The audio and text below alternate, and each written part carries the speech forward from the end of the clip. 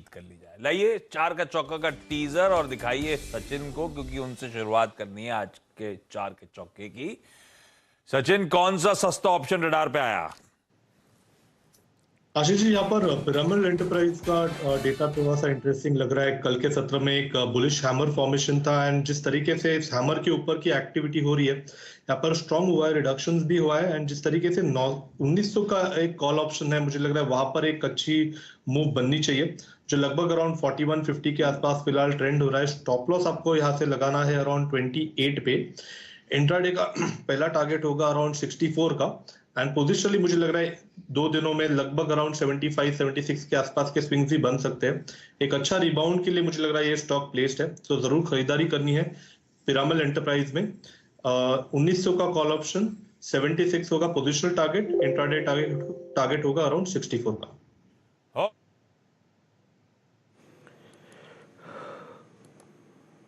Pyramid enterprises को रखे radar पे। तेजी को बनाने का तरीका ये सचिन, 1900 को कॉल अगस्त का लें कि आगे सितंबर का कुछ ले लें? अब आधे ब्रोकर तो लेने नहीं देंगे मुझको। जो लेवल्स मैंने डिस्कस किए हैं वो आज के सत्र अगस्त सीरीज के ही दिए हैं। सितंबर में थोड़ी सी मुझे लग रहा है यहाँ पर लिक्विडिटी इश्यूज होंगे, बट अगर आप सितंबर का भी लोगे तो मुझे लग रहा है लगभग अराउंड 78 के आसपास फिलहाल ये ट्रेंड हो रहा है। स्टॉप लॉस आपको अगर सितंबर में लगाना है तो लगभग 68 के आसपास प्लेस्ड है एंड इंट्राडे के लिहाज से मुझे लग रहा है लगभग अराउंड 95 के आसपास के स्विंग्स बन सकते हैं। नहीं, ठीक है। तो अब सितंबर में लिक्विडिटी के इश्यूज हैं, इसीलिए स्पेसिफिकली अगस्त का ही 1900 का कॉल लिया गया। तो अगर परमिट हो रहा है, ले सकते हैं आप, तो आपके लिए लेवल्स वेल डिफाइंड है, वो ज्यादा प्रिफर्ड होगा। 28 का स्टॉप और इवेंचुअली 75 तक का अपसाइड इस कॉल में खुलता हुआ आपको नजर आएगा। रखिए भाई पीएल, और पीएल का ये कॉल रडार पे। एफएनओ का सुपरस्टार राज मानस आपको बताएंगे एक बढ़िया सा सुपरस्टार। मानस, कौन सा स्टॉक? देखिए, एलएनटी पे मेरी नजर है। एलएनटी में जिस तरह स्टॉक ने कुछ इंपॉर्टेंट लेवल्स ब्रेक किए हैं, मेरा समझना है कि ये शायद 20-डे मूविंग एवरेज को भी ब्रीच कर जाएगा और 1800 रुपए के आसपास आने की कोशिश करेगा। अगर आप 60 मिनट चार्ट देखेंगे तो वहां पर आपको एलएनटी पे lower top lower bottoms clearly दिखेंगे। एक सपोर्ट था 1865 के आसपास, स्टॉक ने उसको भी ब्रीच किया है, उसके नीचे फिसला है। तो एलएनटी में बिकवाली करने की राय रहेगी। 1886 के स्टॉप लॉस से यहाँ पर बिकवाली करनी है 1800 रुपए के टारगेट के लिए, और सितंबर मंथ का 1840 का पुट ऑप्शन भी ले सकते हैं। 48 रुपीज के आसपास ट्रेड हो रहा है, यहाँ पर आप खरीदारी करिए 34 रुपीज के स्टॉप लॉस से 72 रुपीज के टारगेट के लिए।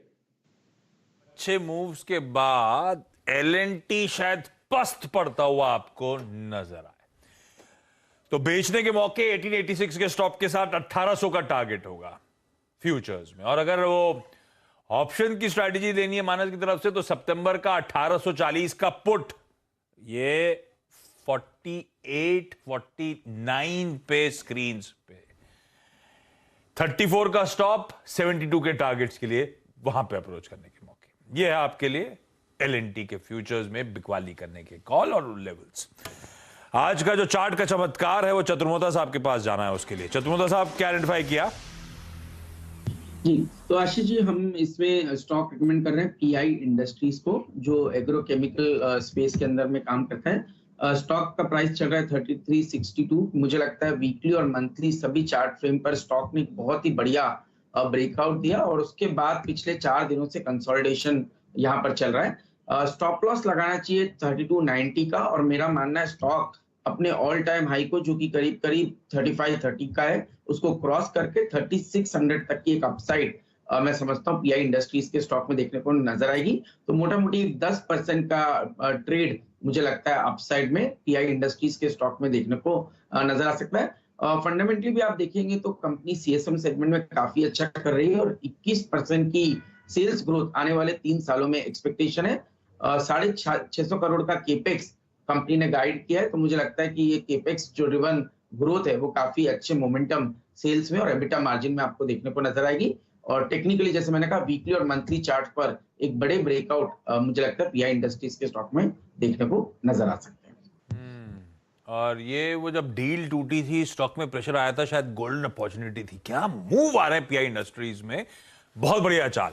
वो 2300 वाला स्टॉक अब आपको ऑलमोस्ट 3300 प्लस के लेवल्स पे शॉर्ट स्पैन ऑफ टाइम में देखिए कामकाज करता हुआ, और अभी भी बढ़िया नीट 10% का और अपसाइड अपने हाईस की तरफ बढ़ेगा।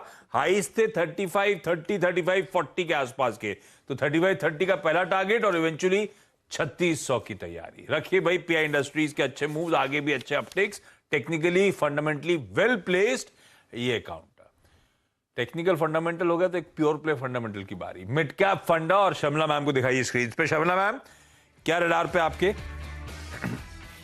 तो हाल में दो बैंकिंग स्टॉक्स काफी अच्छा परफॉर्मेंस कर रहे हैं, आरबीएल और आईडीएफसी बैंक, और उनके क्वार्टरली नंबर्स के बाद हमने देखा है कि फिर से इन्वेस्टर्स का ध्यान इन स्टॉक्स की तरफ गया है।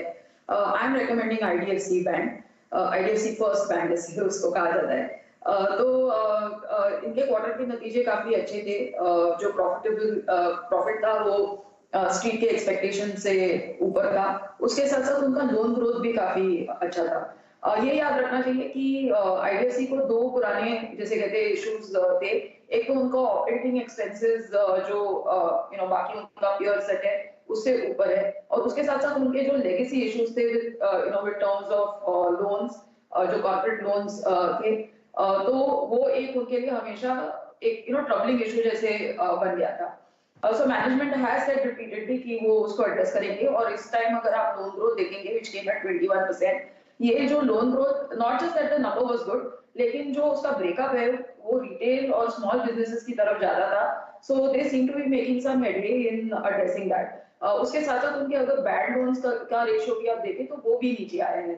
So I think that this is a stock that can be now re-looked at, or from the longer term perspective, I think you should have first target of 58.60, और उनका जो like what they have sort of जो management speak है वो deliver करते हैं कि नहीं, वो आप देखते रहिए, but this is a stock that I think that can be bought for the long term.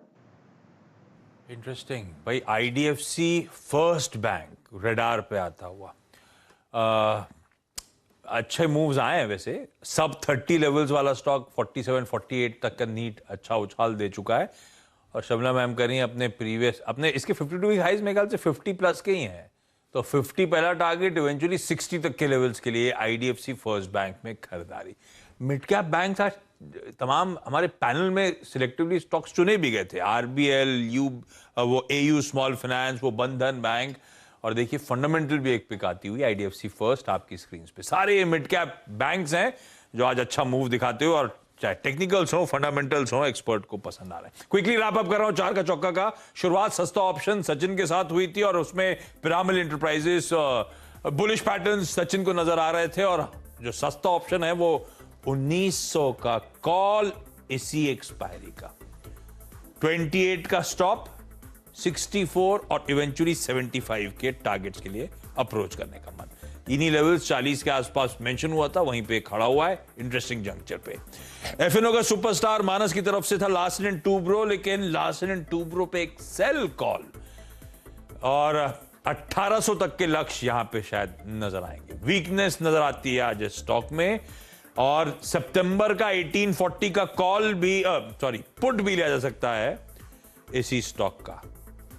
34 के स्टॉप के साथ 72 के टारगेट्स, और प्रिसाइसली 45, 48 के जोन्स पे मेंशन, 48 के जोन्स पर इस समय खड़ा हुआ है। यहां पे वो चाहें तो आप इस पुट को भी खरीद सकते हैं। चार्ट का चमत्कार राशि चतुर्वेदी साहब की तरफ से पीआई इंडस्ट्रीज, और रडार पे आ गया है इनके, कह रहे हैं अच्छे मूव्स के बावजूद 10% का अपटिक, 3290 का स्टॉप के साथ 3530, 3600 तक के लेवल्स के लिए अप्रोच करने का मन।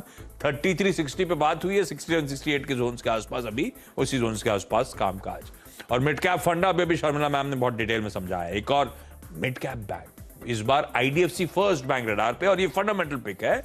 50 और 60 तक के लेवल्स शायद स्टॉक आगे डिलीवर करके थे।